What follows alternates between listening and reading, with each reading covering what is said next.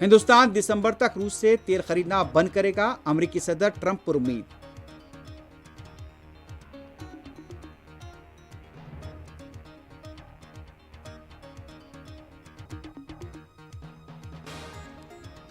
मुंबई की जोगेश्वरी में JMS centre में अगी आग, जानी नुकसानात नहीं, बचाव राहत कार्य के काम जारी।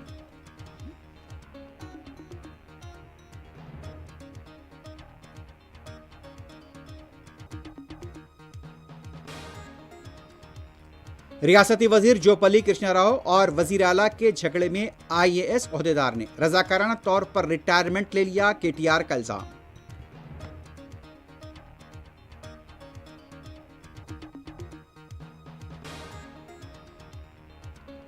जुबलीहिल्स असेंबली हल्के के इंतखाब के लिए 81 उम्मीदवार मैदान में, 130 के पर्चे नामजद की मुस्तरद।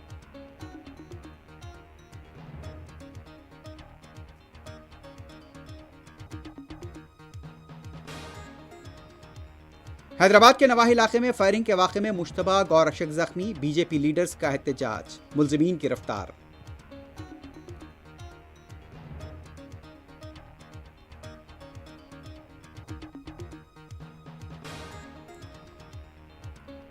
तेलंगाना के जंगा में दुकानदार पर मुबैना पाउडर फेंकर रकम लेने वाले नकली साधु गिरफ्तार।